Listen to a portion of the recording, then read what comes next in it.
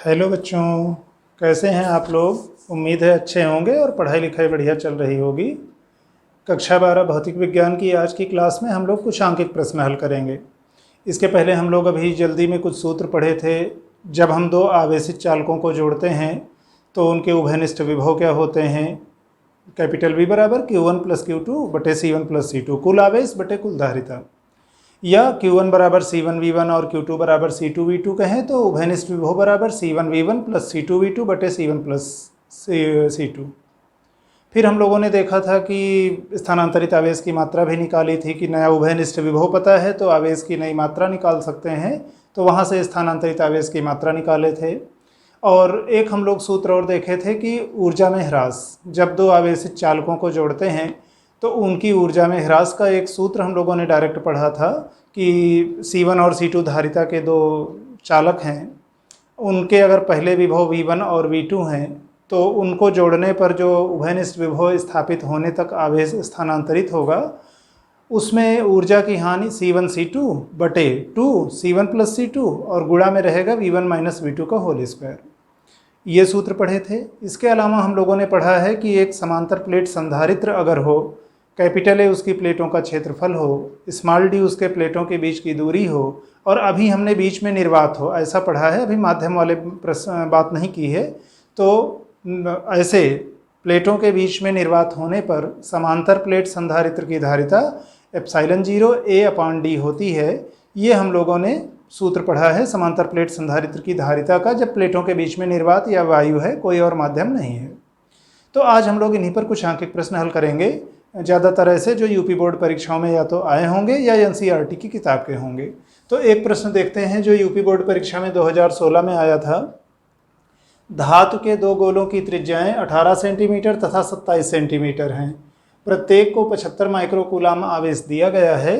चालक द्वारा दोनों गोलों को जोड़ने पर उभयनिष्ठ विभव का मान ज्ञात कीजिए।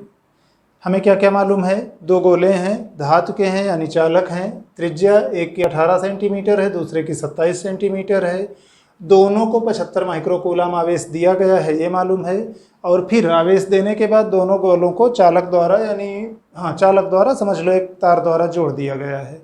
अब भले बराबर आवेश दिए हैं पर गोलों के साइज अलग अलग थी, तो हो सकता है उनके विभव अलग अलग रहे होंगे, और तो इसके नाते विभव उभयनिष्ठ विभव कुछ अलग होगा। जो अकेले एक गोले का विभव था उससे कुछ अलग होगा। फिलहाल यहाँ हमें क्या क्या पता है, प्रतीक रूप में अगर हम लिखें तो जब भी कभी प्रश्न रहे, सबसे पहले तो तरीका ये होता है कि आप धैर्य से प्रश्न को कम से कम 2 बार पढ़िए। एक बार तो ऐसे ही ध्यान से पढ़ते चले जाइए कि प्रश्न में है क्या, फिर दोबारा तुरंत लौटिए और देखिए कि अच्छा क्या क्या दिया हुआ है और क्या निकालना है, और उसको जब आपके जो प्रतीक हैं उनके रूप में लिख लोगे तो एक अंदाज़ा लग जाता है कि हम कौन सा सूत्र लगा सकते हैं। जैसे यहाँ हम लोग अगर त्रिज्या को कैपिटल R से व्यक्त करें तो हमें प्रश्न में दिया है R1, मान लो एक गोले की त्रिज्या है 18 सेंटीमीटर। ज़्यादातर प्रश्नों में ऐसा होगा कि अगर यसाई मात्रकों में मान नहीं लिखे हैं तो हम यसाई मात्रकों में बदल लेंगे। सेंटीमीटर यसाई मात्रक में नहीं है, मीटर होता है, तो सेंटी की जगह 10⁻² कर लेंगे, तो 18 × 10⁻² मीटर। उसी तरह से दूसरे गोले की त्रिज्या R2 27 सेंटीमीटर यानी 27 गुणे सेंटी का मतलब 10⁻² मीटर। आवेश पहले गोले पर Q1 दूसरे गोले पर Q2 दोनों बराबर हैं, कहा गया है ना प्रत्येक को 75 माइक्रोकूलाम आवेश, तो 75 माइक्रोकूलाम, माइक्रो का मतलब ये भी एसआई मात्रक में नहीं है, माइक्रो का मतलब 10⁻6, तो 75 × 10⁻6 कूलाम लिख सकते हैं। निकालना क्या है, उभयनिष्ठ विभव कैपिटल V का मान ज्ञात करना है। अब यहाँ से आप देखिए, वैसे तो हम लोगों को ये पता है कि अगर इन गोलों की धारिताएं जिनकी त्रिज्या R1 और R2 हैं, अगर धारिता C1 व C2 रही होती तो उभयनिष्ठ विभव का एक सूत्र हमें पता था कि V बराबर Q1 प्लस Q2 बटे C1 प्लस C2 से हम लोग उभयनिष्ठ विभव कैपिटल V निकाल सकते थे। C1 C2 तो अभी डायरेक्ट नहीं पता है, हमें R1 R2 पता है, लेकिन एक सूत्र हम लोगों ने पढ़ा था विलगित गोलीय चालक की धारिता C बराबर 4πε0R, वहाँ से हम C1 C2 निकाल सकते हैं। यानी अगर गोलीय चालक की हमें त्रिज्या पता हो तो हम धारिता निकाल सकते हैं। तो आते हैं गोलीय चालक की धारिता कैपिटल C बराबर 4πε0R पर, और अगर यसाई मात्रकों में आप व्यक्त करो तो पता है आपको कि 1/4πε0 का मान 9 × 10⁹ होता है। 1/4πε0 का मान 9 × 10⁹, तो इसी का उल्टा कर दीजिए। 4πε0 का मान 1/9 × 10⁹ होगा। तो हमारा SI मात्रकों में यही सूत्र क्या हो जाएगा, C का मतलब धारिता है तो फैरड में आएगी, R त्रिज्या है तो हमें मीटर में रखना है, शेष 4πε0 का मान 1/9 × 10⁹ होगा, यानी ये नीचे चला आएगा बटा में।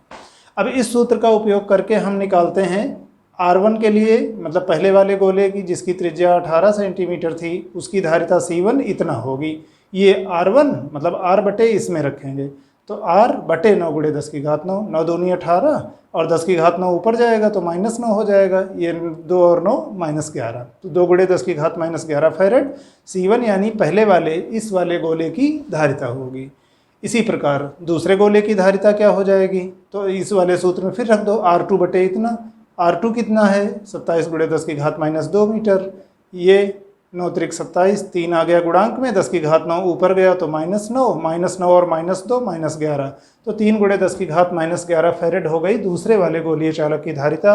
अब हमें Q1 पता है, Q2 पता है, C1 पता है, C2 पता है, इस वाले सूत्र में हम मान रख देंगे सीधे, ये Q1 + Q2 बटे C1 + C2। ध्यान दीजिएगा, अगर 10 समान हो तो हम गुणांकों को सीधे जोड़ सकते हैं। समझो ऊपर हम 10⁻6 कामन लेते तो हमारा होता 75 + 75 यानी 150, तो हो गया 150 × 10⁻6। नीचे 10⁻11 इसमें भी है, इसमें भी है, ये एक पद, ये एक पद, तो 10⁻11 कामन लिए तो 2 + 3 यानी 5 × 10⁻11। जब कभी भी संख्याएं इस रूप में लिखी रहें कि गुणांक के साथ 10 की घात में कुछ लिखा रहे, तो आप ध्यान रखना गुणांकों को आप सीधे सीधे तभी जोड़ या घटा सकते हो जब 10 की घातें समान हो। हाँ, गुणा भाग करने में दिक्कत नहीं है, गुणा भाग करने में गुणा ही करना है, गुणांकों को कर डालिए, भाग देना है भाग दे दीजिए, पर जोड़ने और घटाने में ध्यान रखना है कि 10 की घातें समान कर लेंगे। अगर नहीं, मान लो एक उदाहरण कि अगर यहाँ 75 × 10⁻5 होता तो हम पहले इसको 750 × 10⁻6 बनाते, तब दोनों के गुणांक जोड़ते सीधे, तो वो एक ध्यान रखना था। बाकी ठीक है, सिंपल सा कैलकुलेशन है, 5 से भाग दिए, 5 से 15 30, और ये 10⁻11 ऊपर जाएगा तो +11 हो जाएगा। अब -6 + 11 यानी +5, तो V बराबर 30 × 10⁵ वोल्ट। हम लोग इस गुणांक को आमतौर पे एक अंक की ही संख्या रखेंगे, मतलब 1 से 10 के बीच में रखेंगे। ये 10 से बड़ा है तो दशमलव को एक अंक इधर पीछे खिसकाइए, तो यहाँ 10⁻1 धन में बढ़ जाएगी, तो 30 के बजाय 3 बनाएंगे, एक अंक पीछे आएंगे तो ये 10⁵5 से 10⁶ हो जाएगा, यानी 3 × 10⁶ वोल्ट उभयनिष्ठ विभव होगा हमारा जब हम उन दो गोलों को चालक द्वारा जोड़े हैं। दूसरा प्रश्न एक देखते हैं, एक प्रश्न और देखते हैं। एक समांतर प्लेट संधारित्र की प्रत्येक प्लेट का क्षेत्रफल 100 सेंटीमीटर² तथा दोनों प्लेटों के बीच अंतराल 0.025 सेंटीमीटर है। यदि संधारित्र को 3.54 माइक्रोकूलाम आवेश दिया जाए तो इसकी प्लेटों के बीच कितना विभवांतर होगा। यदि प्लेटों के बीच अंतराल बढ़ाकर 0.05 सेंटीमीटर कर दिया जाए तो नया विभवांतर क्या होगा। प्रश्न में अभी जो कुछ दिया है पहले हम लोग एक बार प्रतीक के रूप में लिख लेंगे। समांतर प्लेट संधारित्र है, प्लेट का क्षेत्रफल यानी कैपिटल A बराबर 100 सेंटीमीटर²। SI मात्रकों में बदलते समय आप ध्यान रखना, अगर केवल सेंटीमीटर होता तब तो हम सेंटी की जगह 10⁻2 लिख देते, पर अगर सेंटीमीटर² है तो इसको 10⁻2 मीटर² लिखने की गलती मत करना। जैसे हम थोड़ा सावधानी रखते हैं, जैसे 100 सेंटीमीटर हम केवल सेंटीमीटर की जगह 10⁻2 मीटर लिख सकते हैं ना, बाकी उसका वर्ग है तो 10⁻2 मीटर का वर्ग, यानी गुणांक में 10⁻4 हो गया तो 100 × 10⁻4 और मीटर²। तो ध्यान, ये थोड़ा सा ध्यान रखना अगर मात्रकों का वर्ग या घन या कोई और घात है तो। उसी तरह D, प्लेटों के बीच अंतराल मतलब प्लेटों के बीच की दूरी, D बराबर 0.025 सेंटीमीटर, 0.12 दो अंक आगे खिसकाए, 2.5 × 10⁻2 सेंटीमीटर, सेंटी की जगह फिर 10⁻2 रखे तो -2 -4 हो गया, यानी 2.5 × 10⁻4 मीटर। ए हो गया, डी हो गया। और क्या पता है, संधारित्र को इतना आवेश दिया गया है तो Q बराबर 3.54 माइक्रोकूलाम, माइक्रो हटाएंगे तो 10⁻6 आ जाएगा, 3.54 × 10⁻6 कूलाम। और हमें निकालना क्या है, उसकी प्लेटों के बीच में विभवांतर कितना रहा होगा, यानी V निकालना है, 1 भाग। दूसरा, फिर आगे कह रहे हैं कि अगर प्लेटों के बीच अंतराल बढ़ाकर इतना 0.05 सेंटीमीटर कर दिया जाए। आप ध्यान दीजिएगा, इसको आप 2 से गुणा करो तो 25 दूनी 50, ठीक, वही है, 2 की जगह 5 हो जाएगा, 5 की जगह 0, तो 0.050, 0.050 मतलब ठीक है, आगे वाले को हम छोड़ दिए। यानी ये वाला मान इसका अब 2 गुना है। तो अगर प्लेटों के बीच की दूरी 2 गुनी कर दी गई है तो अब हमें निकालना है नया विभवांतर क्या होगा। ध्यान रखना, हमेशा एक प्रश्न को लगाने के एक से अधिक तरीके हो सकते हैं, कई सूत्र हैं जो आपस में एक दूसरे से इंटरलिंक रहते हैं। तो ऐसा नहीं है कि आपने एक बार एक तरीके से लगाया तो वही प्रामाणिक है, वही सत्य है, दूसरे तरीके से लगाएंगे तो गलत हो जाएगा, ऐसा कुछ नहीं है। जैसे हमने इस प्रश्न में क्या किया था, देखिए अगर हमको संधारित्र की धारिता यहाँ से मिल जाएगी, डी और ए पता है, एप्सिलॉन 0 A/d से हमें धारिता मिल जाएगी। क्यू पता हो जाए, सी पता हो जाए तो हम भी निकाल सकते हैं, V बराबर Q बटे C से, C बराबर Q बटे V होता है धारिता में। तो हम वही करेंगे, A और D से हम धारिता निकालेंगे, आवेश पता है, वहाँ से हम विभव देखेंगे। तो हमें पता है कि V बराबर Q बटा C होता है, और C का मान हमें पता है कि समांतर प्लेट संधारित्र है, तो एप्सिलॉन 0 A/d कर लेंगे। अब हम चाहे तो इसका मान अलग से पहले निकाल लेते, तब Q और C में भाग देते, चाहे हम सूत्र में ही रख के इसको रीअरेंज कर लिए, तो V बराबर Q बटे C की जगह ये रख दिए। अब ये बटा का बटा है, मतलब गुणा में जाएगा तो D बटे इतना हो जाएगा, तो D ऊपर गुणा में चला गया, एप्सिलॉन 0 A नीचे बचा। Q D ये मालूम है, वैसे प्रश्न में एप्सिलॉन 0 का मान दिया हुआ था, हमने जानबूझ के इसलिए नहीं लिखा, इस उम्मीद में कि कभी कभी नहीं दिया रहता है तो हमें याद रहे कि एप्सिलॉन 0 का मान 8.85 × 10⁻12 होता है SI मात्रकों में। तो अब यहाँ पर सारी राशियाँ SI मात्रकों में हैं, आवेश भी, दूरी भी, एप्सिलॉन 0 भी और एरिया भी। तो जब सब SI मात्रकों में है तो जो V यानी विभवांतर आएगा वो हमारा वोल्ट में आएगा। तो अगर सब राशियों को हम SI मात्रकों में लिख रहे हैं तो अंतिम राशि जो गणना के बाद प्राप्त होनी है उसको बिना सोचे समझे SI मात्रकों में लिख सकते हैं। ठीक है, हमने सबके मान रख दिए। अब इसका गुणा किए तो संयोग से 8.85 आ गया था, और 10⁻6 - 4 मिलके ऊपर 10⁻10 है, नीचे -12 और -4 मिलके -16 हो गए, पर ये 100 अभी और बचा है, तो 10⁻2 इसके लिए बच गया। अब ये 8.85 कट गया, बचा 1, ये -16 और 2 -14, और बाद में इन दो को देखेंगे तो -14 ऊपर जाएगा तो +14 हो जाएगा, तो -10 + 14 यानी +4। तो पहली वाली स्थिति में जब प्लेटों के बीच का अंतराल इतना है और इतना आवेश दिया गया है तो इतना विभवांतर होगा प्लेटों के बीच का। फिर दूसरी स्थिति में हम कहें कि अगर अंतराल हमने बढ़ा दिया है, तो चूंकि हम एक बार देख चुके हैं कि ये जो बाद वाला अंतराल है ये 2 गुना है पहले वाले अंतराल का, तो सीधे हम चाहे तो इस वाले सूत्र में, सूत्र हमेशा वही रहेगा प्लेटों के बीच विभवांतर के लिए। अब अभी हमारा क्या है, D की जगह D2 हो गया है, तो V2 तब हमारा जो विभवांतर V2 होगा, क्योंकि आवेश नहीं बदला है, हमने ये नहीं कहा है कि आवेश बदल दिए हैं, सब आवेशित करने के बाद में फिर प्लेटें बढ़ा दी हैं। तो V2 बराबर यहाँ QD2 बटे एप्सिलॉन 0 है, यहाँ जो QD बटे एप्सिलॉन 0 है लिखे थे, D की जगह D2 कर देंगे तो V की जगह V2 हो जाएगा, और D2 हमें पता है कि 2D है, यानी D का 2 गुना है। तो जब ये D का 2 गुना है, 2 अलग कर लिए, इतने का मान अभी तो हम निकाले थे इतना, तो सीधे उसमें मान रख दिए। ये हमारा हो गया बाद में प्लेटों के बीच विभवांतर जब हमने दूरी बढ़ा दी है। अभी जैसे इसी में आप देखो, हमें ये सूत्र पता है कि V बराबर Q/C होता है, और हमें ये पता है कि C बराबर एप्सिलॉन 0 A/d होता है, यानी अगर हम इसको डबल कर रहे हैं तो ये आधी हो जाएगी धारिता, और जब धारिता आधी हो जाएगी और इसको हमने कुछ नहीं किया है तो ये हमारा 2 गुना हो जाएगा। तो वैसे भी कर सकते थे, तो इस तरह कई तरीके हो सकते हैं, पर ठीक है जिसे एक तरीके से हमने अभी किया है। ठीक, एक प्रश्न और देखते हैं। एक और मज़ेदार प्रश्न है तो छोटा, लेकिन यह कि इसमें थोड़ा सा सोच विचार करना था। यूपी बोर्ड परीक्षा में 2019 में आया है। एक समांतर प्लेट संधारित्र की प्रत्येक प्लेट का क्षेत्रफल 100 सेंटीमीटर स्क्वायर है तथा दोनों प्लेटों के बीच वैद्युत क्षेत्र की तीव्रता 100 न्यूटन प्रति कूलाम है। प्रत्येक प्लेट पर आवेश की गणना कीजिए। ठीक है, समांतर प्लेट संधारित्र है, प्लेट का क्षेत्रफल पता है और प्लेटों के बीच विद्युत क्षेत्र की तीव्रता पता है। हमें निकालना है प्लेट पर कितना आवेश रहा होगा। मान लो A और A क्षेत्रफल की प्लेटें हैं, D उनके बीच की दूरी है, E विद्युत क्षेत्र की तीव्रता है। इस विद्युत क्षेत्र की तीव्रता के नाते विभवांतर होगा इन प्लेटों के बीच में, और आवेश प्रेरित होंगे। मान लिया इस पर +Q आवेश है, इस पर -Q आवेश है, मात्रा दोनों पर समान होती है, चिन्ह विपरीत होते हैं। अभी हमें प्रत्येक प्लेट पर आवेश की गणना का मतलब है परिमाण निकाल लिए, बाकी फिर कह लेंगे कि एक प्लेट पे इतना प्लस आवेश होगा, दूसरे पर माइनस इतना आवेश होगा फिलहाल। तो अभी प्रश्न में क्या कह दिया है, अगर प्लेटों के बीच का क्षेत्रफल A हो और बीच की दूरी D हो तो हमें धारिता का सूत्र पता है समांतर प्लेट संधारित्र की, समय वो होती है C बराबर एप्सिलॉन 0 A/d। और अगर प्लेटों के बीच विभवांतर कैपिटल V हो तो हम आवेश की मात्रा निकाल सकते हैं Q बराबर CV से। तो वास्तव में बस ऐसे ही उलट पलट फेर करनी थी कि हमें धारिता पता है और आवेश पर पहुंचना है, तो बीच में ये आएगा Q बराबर CV, C का मान रख दिए C इंटू V, यहाँ V/d अलग कर लिए। और आप ध्यान दीजिए D दूरी पर स्थित दो बिंदुओं के बीच अगर विभवांतर V हो तो ये विद्युत क्षेत्र की तीव्रता होती है, विभव प्रवणता टाइप का कुछ है। तो अगर प्लेटों के बीच विद्युत क्षेत्र की तीव्रता कैपिटल E हो तो E बराबर V/d हम समीकरण 1 में रख सकते हैं। तो हमें मिल जाएगा Q बराबर एप्सिलॉन 0 A इंटू E।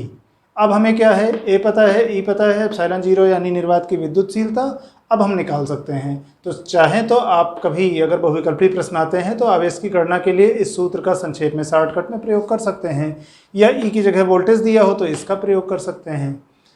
अब प्रश्न में A का मान 100 सेंटीमीटर स्क्वायर, उसी तरह से सेंटीमीटर को मीटर में बदल के स्क्वायर किए, 100 गुणे 10 की घात माइनस 4 मीटर स्क्वायर, 100 का मतलब 10 की घात 2, तो 10 की घात 2 गुणे 10 की घात माइनस 4 यानी 10 की घात माइनस 2 मीटर स्क्वायर।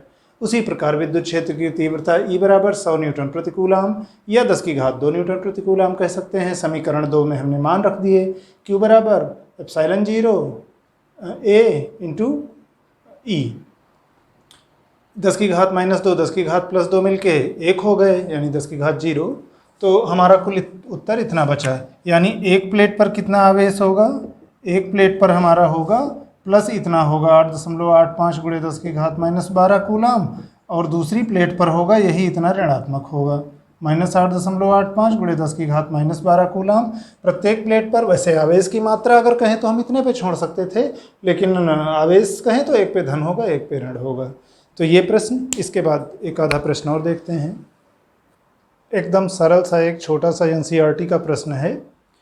12 पिकोफैरेड का एक संधारित्र 50 वोल्ट की बैटरी से जुड़ा है, संधारित्र में कितनी स्थिर वैद्युत ऊर्जा संचित होगी।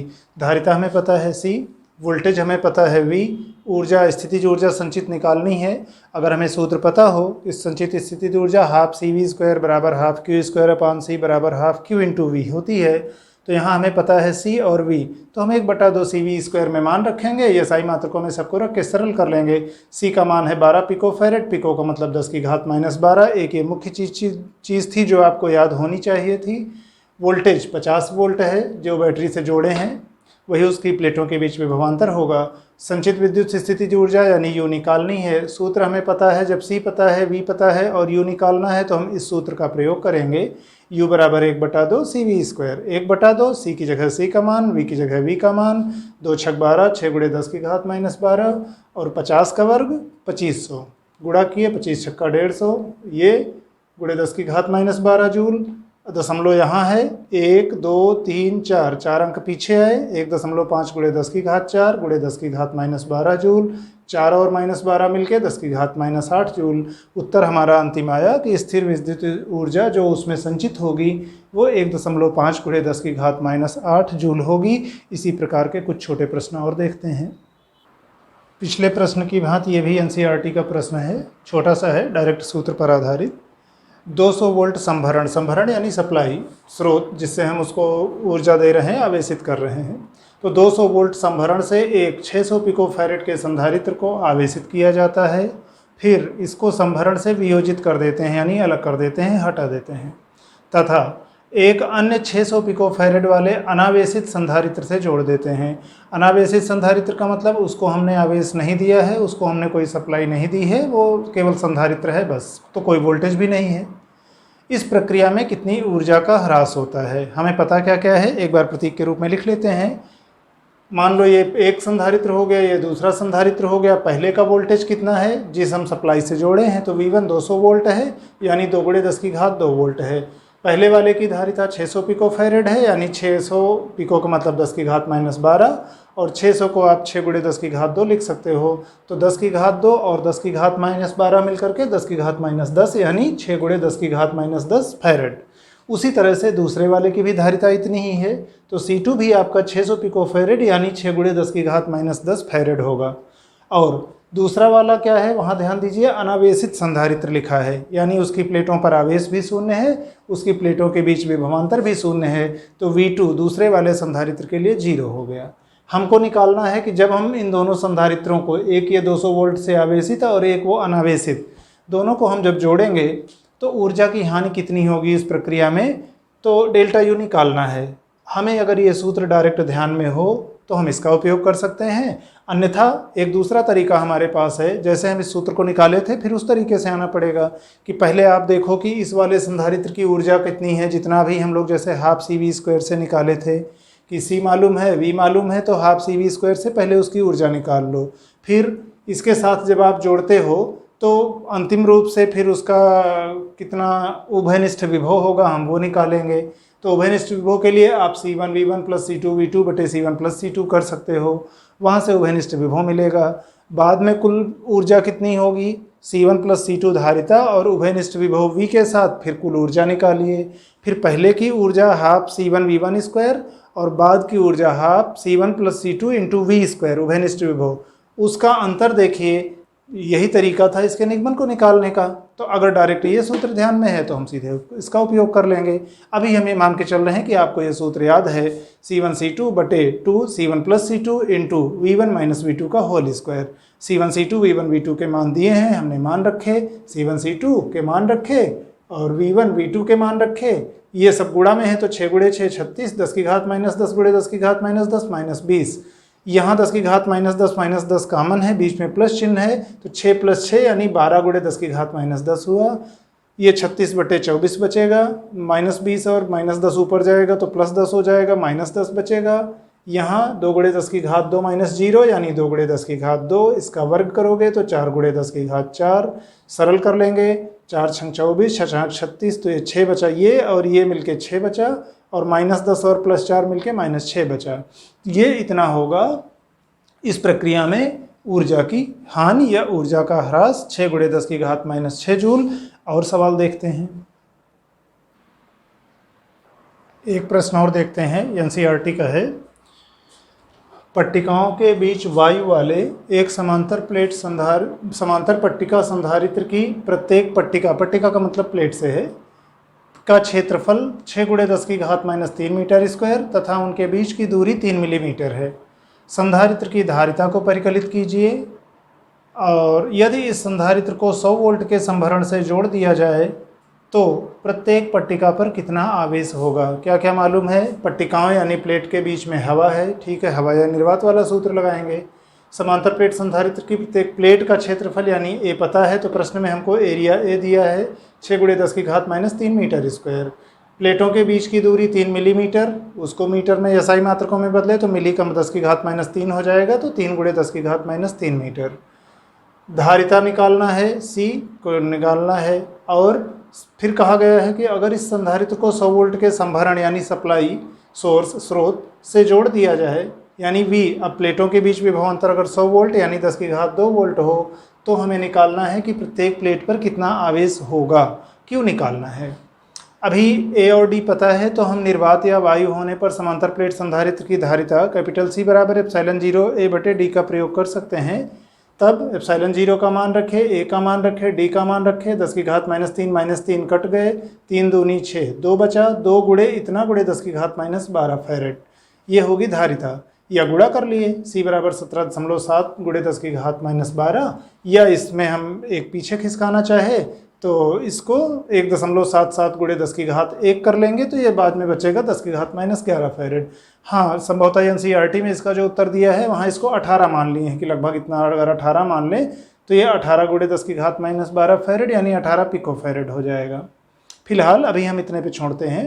और संधारित्र की प्लेट पर आवेश अगर Q हो तो Q इस प्रकार होगा कि Q = CV, हमें पता है, C निकाल चुके हैं, V दिया है, वहाँ से हम Q निकाल लेंगे, तो Q = C × V। मान रखे इतने कूलाम आवेश होगा संधारित्र की दोनों पट्टिकाओं पर। हाँ, एक पर प्लस होगा दूसरे पर माइनस होगा, तो चाहे तो ऐसे लिख सकते हैं कि एक प्लेट पर 10 की घात -9 कूलाम को हम नैनो कूलाम लिख सकते हैं संक्षेप में, तो आप लिख सकते हो +1.77 नैनो कूलाम व -1.77 नैनो कूलाम आवेश होगा, तो इस रूप में लिख सकते थे। तो आज के लिए अभी इतना ही। बाकी आप लोग पढ़ाई लिखाई करते रहिए। आंकिक प्रश्नों में हम कुछ का ज़रूर अभ्यास आपको करा देते हैं, बाकी ढेर सारा आपके होमवर्क के लिए छोड़ देते हैं, इस उम्मीद में कि आप मेहनत करोगे। और अब इतने बड़े आप लोग हो गए हो कि उम्मीद की जाती है कि छोटे बच्चों की तरह उंगली पकड़ के नहीं चलाना रहेगा, दूर से केवल ऐसे दिशा दिखा देनी रहेगी कि आपको उस रास्ते पर जाना है। और अगर आपको अपनी खुद की चिंता है, उम्मीद करते हैं होगी भी, होनी भी चाहिए, तो हम लोग खुद ही मेहनत करेंगे, स्वतः प्रयास करेंगे। और अपने आप से चलने का जो आनंद है वो बैसाखी के सहारे में नहीं है। तो आप लोग अपना ध्यान रखिए, पढ़ाई लिखाई करते रहिए। धन्यवाद।